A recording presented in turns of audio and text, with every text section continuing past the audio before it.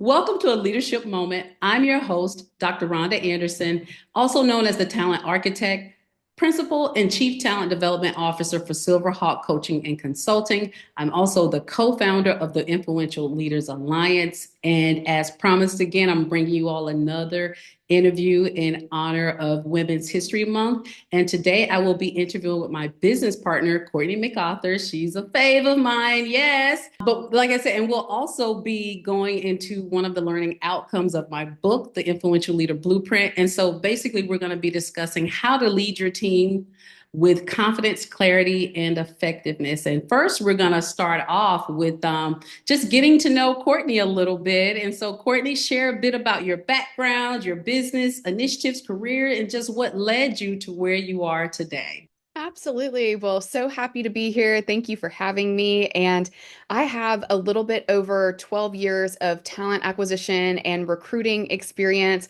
I have a bachelor's degree in human resources. And I have really just found my passion working with people. And I decided to go out on my own almost a year ago now. And so I am the owner and founder of CMC Career Consultants. We do resume writing, career coaching, staffing, and also career development training. And then I am also, of course, the co-founder of TILA, the Influential Leaders Alliance. And I am so excited to just be on this journey and be able to talk to people about being able to balance, life between corporate and also owning your own business. That is amazing. And I am enjoyed the journey and I'm honored, that we're, walking through this journey together with Tila and being entrepreneurs. So yes, yes, yes. So we're going to go on to question number two.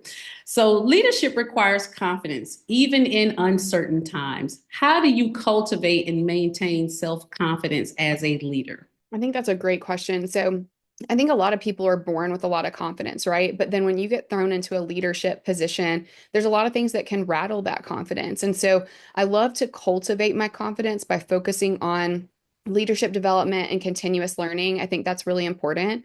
I also think having a mentor is one of the most important things that you can do as a leader. They will hold you accountable, they will pick you up when you're down. I also like to be as organized as possible and as prepared as possible each and every single day. I like to make sure that I understand the goals of the organization. I like to have input from my team. I like to really trust my experience. I trust my spirit and I trust my decision making abilities. I think that in difficult times, what I like to do is stay focused, stay consistent, and just stay calm. So I think leadership is about perseverance and problem solving, and it's not about being perfect. And that's one thing that I try to remember. I love that answer because I want to go back to you saying being calm, because you, as the leader, being calm, it really helps the employees be calm, and so that is very important when times are uncertain. So, very good. I love it. So, we're going to move on to the next question. Clear communication is key to effective leadership. What strategies do you use to ensure your team understands your vision and expectations?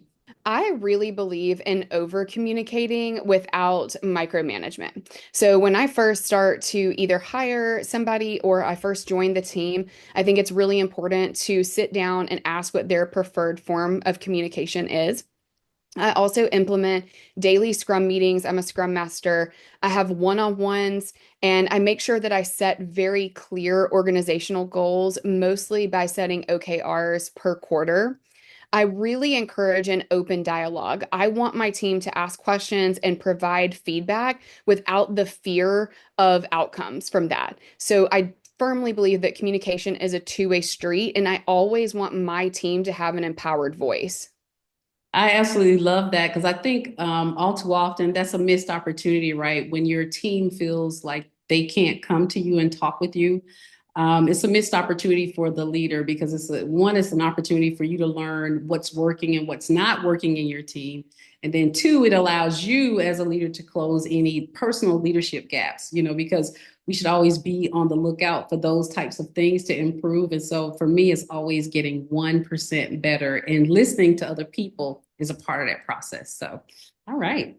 So the next question, what habits or routines have helped you become a more effective leader? How do you measure your success? Absolutely. This is so good. I think that this is something that I have really worked on even before I was a leader. So, time management for me and prioritization are two of my top reasons for success, even when I was an individual contributor and as a leader. So I love to use the time blocking method. I love to make sure that I have my calendar organized and I understand when I need to cut something off and start something else. I make it a point to regularly check in with my team to remove obstacles, again, implementing that Scrum process to make sure that, we are keeping the ball rolling. And then I measure my success again by looking at tangible results. So making sure that we set those OKRs each quarter. I like to track activity data on the recruiting side, measure those key ratios. I watch my team performance. I watch how engaged they are, but I also like to measure the growth of my team members. So, in my opinion, if they're thriving and they're growing and they're empowered and they're getting better, then I'm doing my job as a leader. Yes, yes, yes, yes. That is so true. And we as leaders, we have to get better with tracking data. I know sometimes it's difficult because we don't understand how to track data. And that's actually another one of the learning outcomes that I'll be interviewing on in the next couple of days is how do you make data-driven decisions? But first, you have to make sure that you're implementing the tracking of data on your team and that you're prioritizing it. Because, like I said, that is where the ROI resides. So yes, I love that you track data. So the next question, leaders often face moments of doubt or setbacks. Can you share a time when you had to push through a challenge and how did you lead with confidence and clarity? Oh, absolutely. I think every single leader has experienced a challenge, but I can think of a particular time where I was leading a really intense project. I had a team underneath me, and there was lots of visibility, really high stakes, and it was a very, very tight deadline. And unfortunately, halfway through the project, we had a riff. And so, our morale really took a hit. And so I had to really sit down and ask myself, where do I need to focus? I think it was very easy to panic when rifts happen, even leaders get rattled, right? And so I focused my intentions purely on the culture. So I wanted to encourage the team that I had left. I wanted to make sure they knew that they had me for support, that I was willing to be hands-on, which I always am. I tried to meet with everyone. And so I broke our goals down into more bite-sized pieces. I reassessed our priorities. I restructured our workflow. And then I wanted to make sure that we were as effective as possible with the few that we had left. And so I think by staying calm, staying decisive, and being really clear on what we were going to do going forward and just being supportive and hearing them out, I was able to keep them engaged and keep them in the project without anyone panicking and leaving the project. But I think that's one of those examples of just where you have to be honest and transparent with your team, and you really have to be engaged because, rifts are something that it affects everyone a lot and also in different ways. And I feel like it's another opportunity for the leader to establish even more influence and respect when they are able to face their staff members and the other internal and external stakeholders when there's something as traumatizing as a rift going on. And so you have to kind of operate outside of your feelings, you have to kind of like deal with yourself later, like close the office door to deal with you, but don't hide from the people. And so I really do appreciate you sharing that answer because that is something that is very important to confidence. All Absolutely. right. So, next question. What is one piece of advice you would give to leaders who want to develop the confidence, clarity, and effectiveness needed to inspire and guide their teams? I love this question because I love looking for what other people have to say about this exact same thing. So I'm going to give a few short things, not just one. So I think number one, have the hard conversation, do the right thing. Treat people the way that you would want to be treated. So I think it's important to remember you are a representation of your company, and that goes outside of the four walls that you are working in. And so I tell people this all the time. I don't necessarily think that this is rocket science. It is about being intentional on building those relationships.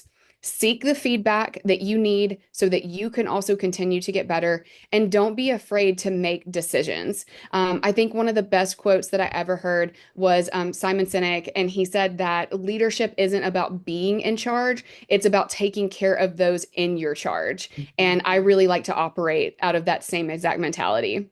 I love it. I love it. I love it. And taking care of people, that is first. And I think again, it's where we usually get it wrong, right? As leaders, we want to focus on organizational priorities, not saying that they're not important, but it's the people who help you achieve the organizational priorities. So you need the people in order to achieve the priorities, right? So let's take care of Right. them a little bit more, because people give like 40 hours of their time, sometimes more than that, a week to the organization to help organizations, achieve the ROI that they're looking for. So we owe it to them to offer more support and to be more attentive to their needs.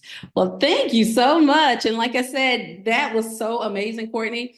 Now we're here to the Influential Leader Blueprint. Yes, pre-sales are in motion right now. The link for the pre-sales will be down in the comments. This book was written for professionals and entrepreneurs who feel a need to kind of gain more insight into their own leadership styles, becoming more self-aware about where they have the gaps and wanting to improve upon the gaps. And I wrote this book with real life stories in it of the things I've experienced, some things that I've coached some clients on, and some of the things that they have experienced. And it is really packed with tools for you to take action right away. And so I'm going to thank everybody in advance for purchasing copies of the book, because the book, it is for you, it is for your teammates, it is for, a young professional that you know. It's for an organization. And so, like I said, I appreciate all of the orders that I've gotten thus far. And Courtney already I've purchased. already ordered mine. And I'm so excited. I appreciate you so much for being one of the first supporters to press the button on purchasing a copy. And I just want to thank you once again, and thank all the other people too who have purchased already. And so those books will ship April 30th. And so with that being said, we are at the wrap. And I just want you all to remember that leading with confidence does not equate to leading with cockiness. Leading with confidence equates to leading with effectiveness and greater impact. And so make sure that you're always putting your people first before focusing on the org priorities. That will take you a long way, and that will doubly enhance your leadership and your influence within and your organization and outside of your organization. And so as we close, I just want to give all the female leaders that I know another shout out, because we need that. And if you know any female leaders who are inspiring you, please make sure that you let them know that they are true rock stars. And with that being said, we're going to close out this interview. And so we'll see you next time.